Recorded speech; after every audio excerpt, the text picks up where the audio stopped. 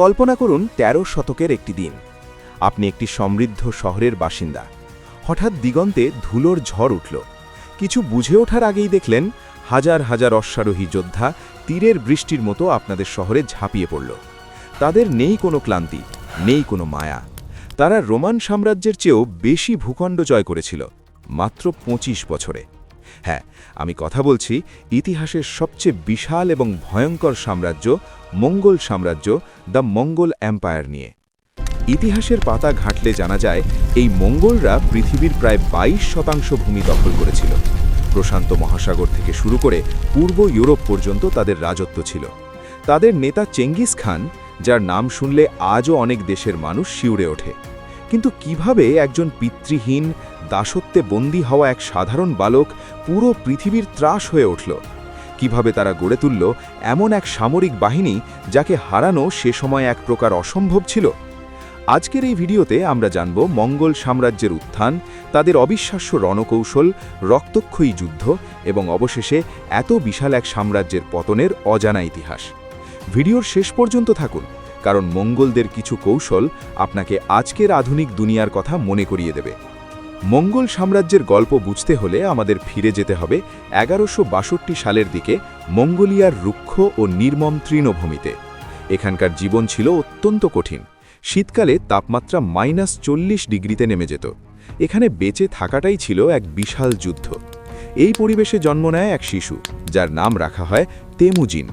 জন্মের সময় তার ডান হাতের মুঠোয় ছিল জমাট বাঁধা রক্ত। মঙ্গল বিশ্বাস অনুযায়ী এটি ছিল একজন মহান যোদ্ধা হওয়ার লক্ষণ। তেমুজিনের বাবা ইয়েসুগেই ছিলেন খামাগ মঙ্গল উপজাতির একজন সর্দার। কিন্তু তেমুজিনের বয়স যখন মাত্র ৯ বছর, তখন তাদের শত্রু উপজাতি তাতাররা তার বাবাকে বিষ খাইয়ে হত্যা করে। বাবার মৃত্যুর পর তেমুজিনের উপজাতি তাদের পরিবারকে পরিত্যাগ করে। তেমুজিন, তার মা এবং ভাই বোনেদেরকে মৃত্যুর মুখে ফেলে চলে যায় সবাই। বন্য ইঁদুর, শেকড় এবং মাছ খেয়ে তারা বেঁচেছিল। এই চরম দারিদ্র্য আর বঞ্চনা তেমুজিনকে শিখিয়েছিল এই দুনিয়ায় টিকে থাকতে হলে দুর্বল হওয়ার কোনো সুযোগ নেই। কৈশোরে তেমুজিনকে আরেক শত্রু উপজাতি তাইচিউদরা বন্দী করে। তাকে গলায় ভারী কাঠের ফ্রেম পরিয়ে দাস হিসেবে রাখা হয়। কিন্তু তেমুজিন হার মানার পাত্র ছিলেন না। এক রাতে প্রহরীদের ফাঁকি দিয়ে তিনি পালিয়ে যান। এই পলায়ন পুরো স্তেপ অঞ্চলে তার সাহসের গল্প ছড়িয়ে দেয়। তরুণ বয়সে তেমুজিনের স্ত্রী বোর থেকে মেরকিট নামের এক উপজাতি অপহরণ করে। সে সময় স্তেপ অঞ্চলে নারী অপহরণ ছিল সাধারণ ঘটনা এবং অনেকেই তা মেনে নিত। কিন্তু তেমুজিন মেনে নেননি। তিনি তার বাবার পুরনো বন্ধু তঘরিল এবং নিজের ছোটবেলার বন্ধু জামুখার সাহায্য নিয়ে মেরকিটদের ওপর আক্রমণ করেন এবং নিজের স্ত্রীকে উদ্ধার করেন। এই ঘটনাই প্রমাণ করেছিল তেমুজিন সাধারণ কোনো মানুষ নন। স্ত্রীকে উদ্ধারের পর তেমুজিনের খ্যাতি বাড়তে থাকে। দলে দলে মানুষ তার সাথে যোগ দেয়। তিনি একটি নতুন নিয়ম চালু করেন।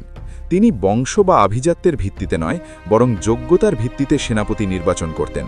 এর ফলে সমাজের নিচু তলার দক্ষ যোদ্ধারাও তার দলে উচ্চ পদ পেতে শুরু করে। ১২০৬ সাল মঙ্গোলিয়ার ইতিহাসে সবচেয়ে গুরুত্বপূর্ণ বছর। একটি বিশাল কুরুর তাই ডাকা হয়। সেখানে তেমুজিনকে মঙ্গলদের অবিসংবাদিত নেতা হিসাবে ঘোষণা করা হয় এবং তাকে উপাধি দেওয়া হয় চেঙ্গিস খান, যার অর্থ বিশ্বের শাসক বা মহাসাগরের মতো বিশাল শাসক। চেঙ্গিস খান জানতেন শুধু উপজাতিগুলোকে এক করলেই হবে না, তাদের টিকিয়ে রাখতে হলে একটি শক্তিশালী সেনাবাহিনী দরকার। তিনি মঙ্গল সেনাবাহিনীকে সম্পূর্ণ নতুনভাবে সাজান। তিনি ১০ ভিত্তিক একটি ডেসিমাল সিস্টেম চালু করেন। ১০ জন সেনার একটি দল আরবান, ১০০ জনের দল জুন, ১০০০ জনের দল মিনঘান এবং ১০,০০০-এর একটি বিশাল বাহিনী তুমেন। মঙ্গলদের প্রধান অস্ত্র ছিল তাদের ঘোড়া এবং ধনুক। মঙ্গোলিয়ান ঘোড়াগুলি ছিল আকারে ছোট কিন্তু চরম স্ট্যামিনার অধিকারী। তারা দিনে প্রায় ১০০ কিলোমিটার পথ পাড়ি দিতে পারত। প্রত্যেক মঙ্গল সেনার কাছে ৩-৪টি ঘোড়া থাকত, যাতে একটি ক্লান্ত হলে অন্যটিতে চড়ে যাত্রা অব্যাহত রাখা যায়। আর তাদের ধনুক কেমন?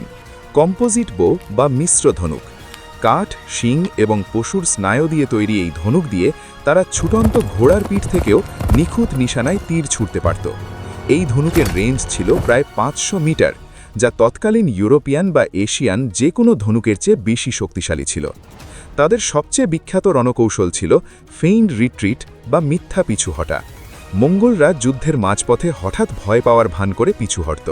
শত্রুরা আনন্দে তাদের ধাওয়া করত, কিন্তু শত্রুরা যখন তাদের মূল শিবির থেকে অনেক দূরে চলে আসত এবং বিশৃঙ্খল হয়ে পড়ত, তখন মঙ্গলরা হঠাৎ ঘুরে দাঁড়িয়ে চারদিক থেকে তাদের ঘিরে ফেলত এবং ধ্বংস করে দিত।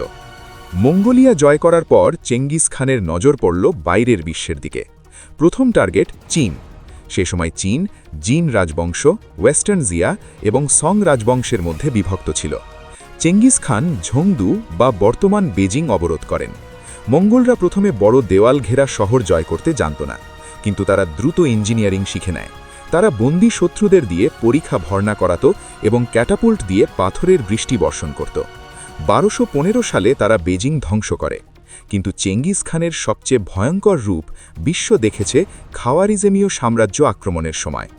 বর্তমান ইরান, তুর্কমেনিস্তান এবং উজবেকিস্তান নিয়ে গঠিত এই বিশাল ইসলামিক সাম্রাজ্য ছিল তৎকালীন বিশ্বের অন্যতম ধনী এবং শক্তিশালী রাষ্ট্র। 1218 সালে চেঙ্গিস খান খাওয়ারিজম শাহ দ্বিতীয় মোহাম্মদের কাছে বাণিজ্যের উদ্দেশ্যে একটি বিশাল বণিক দল পাঠান, কিন্তু ওটারের গভর্নর সেই বণিকদের গুপ্তচর সন্দেহে হত্যা করেন। চেঙ্গিস খান রাগান্বিত হলেও শান্তির শেষ চেষ্টায় 3 জন দূত পাঠান, কিন্তু খাওয়ারিজম শাহ এক দূতের শিরচ্ছেদ করেন এবং বাকি 2 জনের দাড়ি কেটে অপমান করে ফেরত পাঠান। এটি ছিল ইতিহাসের সবচেয়ে বড় ভুল। চেঙ্গিস খান শুধু প্রতিশোধ নেননি, তিনি পুরো খাওয়ারিজমীয় সাম্রাজ্যকে পৃথিবীর বুক থেকে মুছে ফেলার সিদ্ধান্ত নেন। 1219 সালে প্রায় 1 লাখ মঙ্গল সৈন্য নিয়ে তিনি আক্রমণ করেন। বুখারা, সমরকন্দ, নিসাপুরের মতো চমৎকার সব শহর মাটির সাথে মিশিয়ে দেওয়া হয়। লাখ লাখ মানুষকে হত্যা করা হয়। বলা হয়ে থাকে, নিসাপুর শহরে মঙ্গলরা কুকুর, বিড়াল থেকে শুরু করে কোনো জীবন্ত প্রাণীকে বাঁচতে দেয়নি। এই আক্রমণের মাধ্যমেই বিশ্ব প্রথম বুঝতে পারে মঙ্গলদের আসল ক্ষমতা। মঙ্গলদের শুধু ধ্বংসকারী হিসাবে চিন্তা করলে ইতিহাস অসম্পূর্ণ থেকে যাবে। এত রক্তপাত এবং ধ্বংসের পর মঙ্গলরা এমন একটি শাসন ব্যবস্থা প্রতিষ্ঠা করেছিল যাকে ঐতিহাসিকরা বলেন প্যাক্স মঙ্গলিকা বা মঙ্গল শান্তি। চেঙ্গিস খান এবং তার উত্তরাধিকারীরা যখন পুরো এশিয়া জয় করে নিলেন, তখন পূর্ব এশিয়া থেকে ইউরোপ পর্যন্ত এক অভূতপূর্ব যোগাযোগ ব্যবস্থা তৈরি হল। সিল্ক রোড পুনরায় প্রাণবন্ত হয়ে উঠল।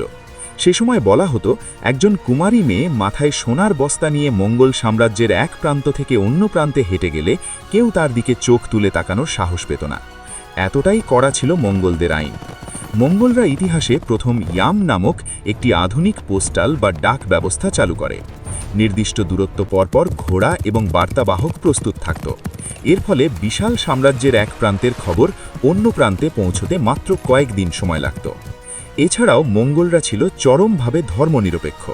চেঙ্গিস খান নিজের তেংরি বা নীল আকাশের দেবতা ধর্মে বিশ্বাসী হলেও তার সাম্রাজ্যে ইসলাম, খ্রিস্টান, বৌদ্ধ, তাওবাদ সব ধর্মের মানুষ স্বাধীনভাবে ধর্ম পালন করতে পারত।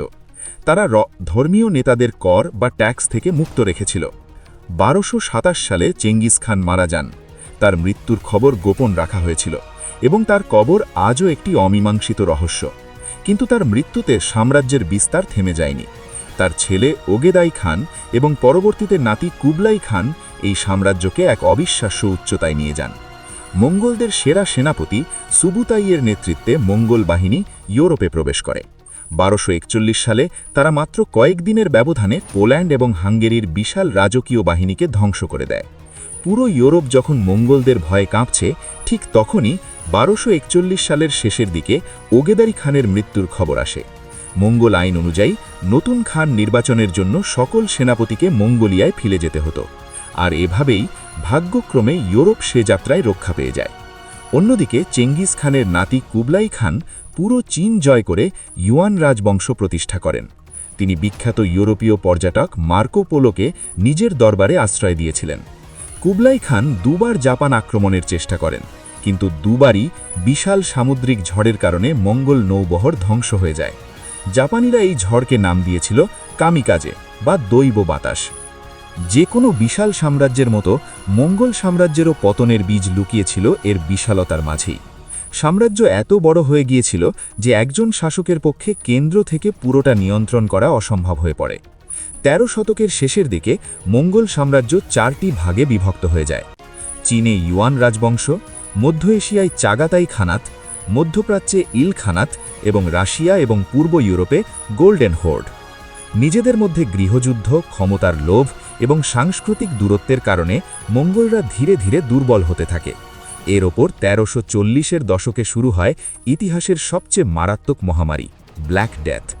সিল্ক রোড দিয়ে এই প্লেগ মঙ্গল সাম্রাজ্য থেকে ইউরোপে ছড়িয়ে পড়ে, যা সাম্রাজ্যের অর্থনীতি এবং সামরিক শক্তিকে চিরতরে পঙ্গু করে দেয়। ১৩৬৮ সালে চীনে মিং রাজবংশের উত্থানের মাধ্যমে মঙ্গলরা চীন থেকে বিতাড়িত হয় এবং বিশাল এই সাম্রাজ্য ইতিহাসের পাতায় হারিয়ে যেতে শুরু করে।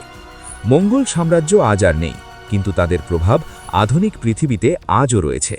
কাগজের মুদ্রা, পোস্টাল সিস্টেম, দূতনৈতিক ইমিউনিটি এসবের প্রসারে মঙ্গলদের বিশাল অবদান রয়েছে।